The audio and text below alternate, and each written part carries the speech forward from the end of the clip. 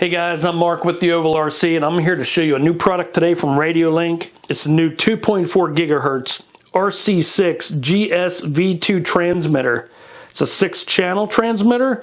It's got self-setting, 600 meters ground distance up to 1900 feet, customizable gyro sensitivity, programmable dual mix controls that'll handle up to 2 motors, gyro integrated and HV servo supported, so it'll support those high volt servos, and it's gyro integrated to give your car better handling. And we'll take a quick look at the box. We can see it's got a nice graphic of the transmitter right on the front of the box with the Radiolink logo at the top, lightning bolt down the side with the model number. On the side of the box we have the transmitter, and just underneath that telling you about all the features. And on top of the box we have a nice plastic handle. Now we'll get the box opened up, pull the transmitter out. Right on top of the transmitter you have your Radiolink lanyard. That's pretty cool. You rarely see that come with the transmitter. Your new Radiolink transmitter. The R7FG receiver. And you have a telemetry cable, and that'll plug between the battery and the ESC. And this wire right here will plug into the receiver, and when plugged into the receiver it will read the battery voltage on the vehicle and display it on the transmitter. And in the box you have your Radiolink RC6GS version 2 manual. You can open that up. That has a lot of helpful information inside it. Before we get into all the settings on the transmitter on the LCD screen, I'm going to tell you about all the new updates on the version 2 model. You have the FPV holder hole on top. You have the strap hook on the back. You have the new SWA and SWD buttons. There's a new handle design and a new trigger location. Makes it more ergonomic. Next we'll install the batteries in the transmitter. To do that, on the bottom of the transmitter just slide the door over. You can also remove the battery tray. You can then unplug the battery tray and use your 2S or 4S LiPo battery. Or you can use 6 AA batteries, and that's what I'll be using.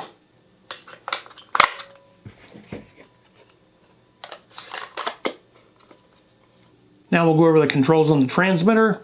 On the front you have your steering wheel. You can turn that left to right. It does have a nice foam pad wrapping around that. And it does have spring tension. I don't think you can adjust the spring tension on the steering wheel. On top of the transmitter you have the antenna, and that'll flip in 3 different positions, all the way up, halfway down, or all the way down, and you can slide that out of your way. Just around the outside of the steering wheel is 3 trim buttons. The one on the left hand side is for your steering, and that's for channel 1. You can move that switch to the left or to the right to adjust the steering trim. The one above the steering wheel is for your throttle. That's channel 2. You can move that to the left or the right. And on the right hand side you have another switch for channel 3. And this knob on the left hand side of the steering wheel is also for adjusting channel 3. To use channel 4, there's an SWA button right on the top of the handle. Just above the steering wheel on the left hand side there's a 3-position switch for channel 5. Above the steering wheel on the right hand side there's a 3-position switch for channel 6. And there's a switchable SWD button on the handle grip, and it will light up. Underneath the steering wheel is your throttle trigger. Pulling that throttle trigger toward the handle will move your car or truck forward. Pushing the trigger forward will put on the brake. Pushing it forward again will move your car or truck in reverse. On the back of the transmitter you have a simulator port, an on-off switch, and a USB port. On the top of the transmitter you have an LCD screen with several buttons. You have an enter button, an increase button, decrease button, and an exit button. On the main screen on the LCD screen you'll see car 1. I also have a setting for car 2. I have 2 different settings in the transmitter with the same receiver, same car. You can have up to 10 different settings if you like, or you can have up to 10 different vehicles connected to one transmitter as long as you have 10 different receivers. Right next to that you'll see the connection between the transmitter and the receiver. You'll only see the bars if the receiver is turned on the car. Right next to that's 8.1 volts, and that's showing you the voltage on the transmitter. Below that you'll see the model number of the transmitter, and this is RC6GS. Next to the model number you'll see 8.0 volts, and that's showing you the voltage that's on the car if you have the telemetry cable hooked up, which we do. Below that, you'll see ST for steering wheel, and when you turn the steering wheel, you can see the travel in your steering. Just below that, you'll see TH for throttle. When you pull on the throttle trigger, you'll see your throttle, and when you push on the brake, you'll also see the travel on your brake. When you're on the main screen, you can use the trim button to set your steering and your throttle trim. On the next screen, you will see channels 1 through 6. Channel 1 is your steering. Channel 2 is your throttle and your brake. Channel 3 is your gyro. Channel 4 is the button right on the top of the handle. Channel 5 is the 3-position switch. And channel 6 is the 3-position switch. You can also adjust your steering trim on this screen here. And you can adjust your throttle trim too. And you can hit the exit button again. It'll take us to a third main screen showing you RSSI is null, rate 0 RPM, EXC is external voltage, RX, which is the voltage of your receiver, and T is null. The rate and the T is currently not used, that's in development. If we hit exit again, it'll take us back to the main screen. Doesn't matter which of the 3 main screens you're on to get to the settings of the transmitter. Right below the 4 buttons it says press both exit and enter at the same time. And that'll take you to your transmitter settings. So I didn't have a chance to spend a lot of time with the transmitter, so I will go over the settings pretty quickly. If you have any questions about any of the settings I'm going over, you can look them up on the online manual, and it gives a great description of each setting. Number 1 is language. You can set the language on the transmitter. It's currently set to English. Number 2 is model. You can add up to 10 different models to the transmitter or add up to 10 different settings. Number 3 is EPA. That stands for endpoint adjustment. You can set how far the travel is on each channel. Number 4 is STEXP. It stands for steering exponential, and you can set the way the steering performs. Number 5 is STSPD, and that's steering speed. You can set the steering speed. Number 6 is THEXP. That's throttle exponential, and you can set how the throttle performs. Number 7 is THSPD, that's your throttle speed. Number 8 is ABS, that's anti-locking braking system. Number 9 is Accel, and that's throttle acceleration setting. Number 10 is idle up, and you can set the idle on your gas cars. Number 11 is sub trim. You can set the trims on the 6 channels. Number 12 is reverse, so you can go into the 6 different channels and you can reverse them. So if your car's steering to the left, when you're turning to the right, you can change that. That way it's turning to the left when you turn to the left and turning to the right when you turn to the right. Number 13 is DR, and that stands for dual rate steering. So if you want your car only to turn so far, you'd go in there and set your dual rate steering. Number 14 is ATL, and that stands for brake side adjustment. 15 and 16 is PMI X01 and PMI X02. You'd go in there and adjust the setting if you had 2 motors. Number 17 is AUX-CH. It stands for auxiliary channel, so you can go in and change the different channels. Number 18 is name. That's where you go in, change the different characters to name your different models. Number 19 is alarm. You can go in there and set the low voltage for the transmitter or for the car to give you a warning alarm when it gets below a certain level. Number 20 is your gyro setting. You can adjust that by hitting enter. You'll see the mix is on, mode is VR, that's variable rate. When you turn the knob, you can turn it all the way up to 100% or all the way down to 0%. Now if you're worried about bumping this knob while you're racing, you can press enter. Change this to STD, that stands for standard. And now when you turn the knob, nothing happens. It's stuck at 50%. And I recommend keeping it around 50, 52% or lower. I wouldn't go any higher. The gyro is very sensitive, so any higher you will get a lot of wheel shake, especially on the Mudboss car. Number 22 is ID seed, and that's a subsidiary ID setting. Number 23 is reset. Go ahead and press enter. You'll see that no is blinking, so if you don't want to change your current settings, go ahead and hit enter and exit out of this. If you're afraid maybe you made a change and something doesn't feel right and you want to go back to the factory settings, switch it over to yes and hit enter. So now we have all our settings and we can exit out. and we're ready to go. So I was very excited to get this transmitter and this receiver because I will be installing it in my Mudboss car.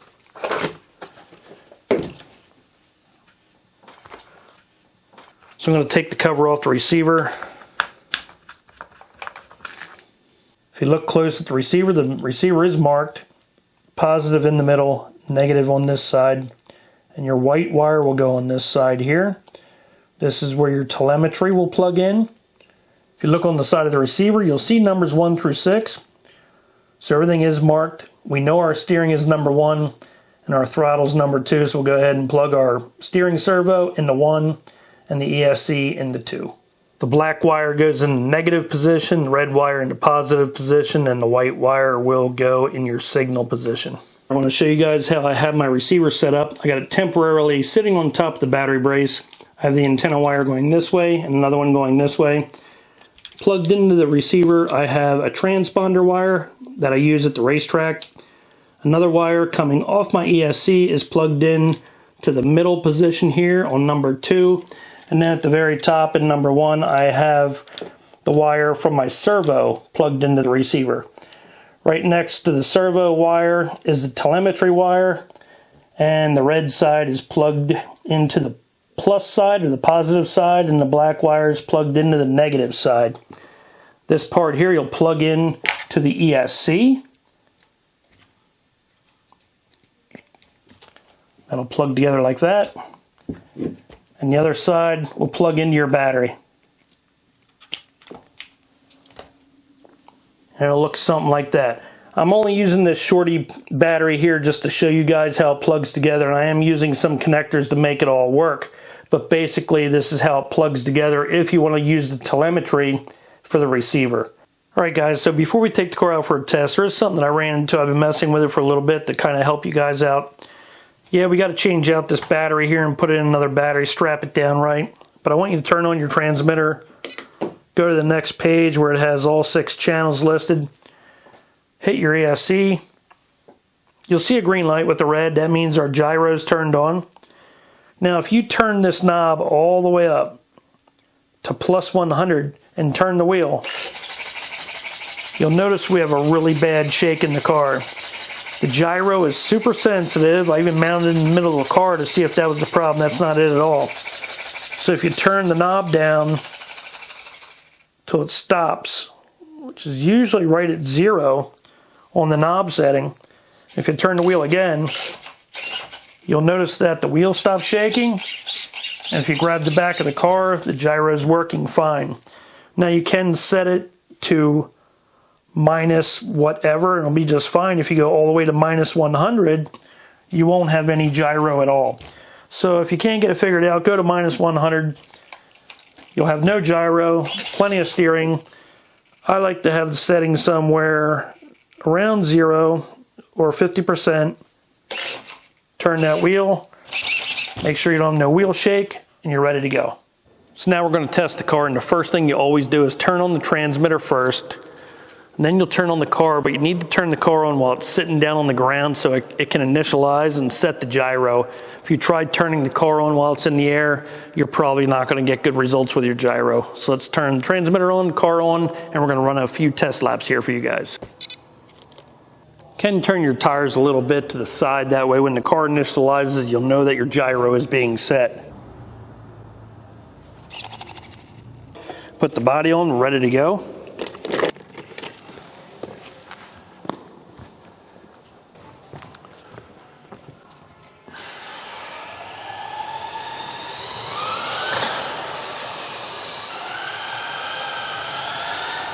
Okay, I am taking it easy going into the corner, but the gyro's working great.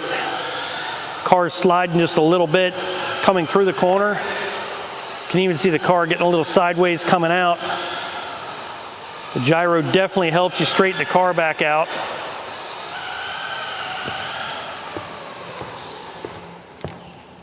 Okay, so I have the gyro set at about 50%, and I'm going to give it full throttle without touching the steering wheel, and we'll see if the car stays straight.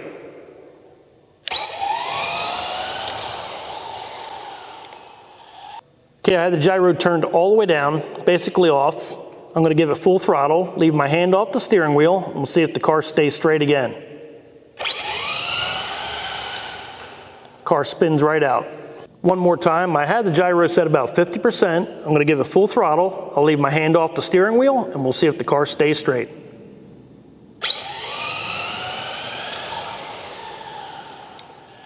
So we'll do this test one more time. I have the gyro turned all the way down this time, basically off. I'll give it full throttle. I won't put my hand on the steering wheel, and we'll see if the car stays straight this time. And the car spins right out. So the car definitely handled better with the gyro on versus being off on this slippery floor. And I give this transmitter my best value award, really, because where else can you find a transmitter for $75.99 that has anti-lock braking system and a gyro? And if you need another receiver, the receivers cost about $19.99. So I think that's a great buy. So I hope you guys enjoyed this video. Please subscribe to my channel. You can also join my Facebook group. That's the Ovalrc. We'll see you next time.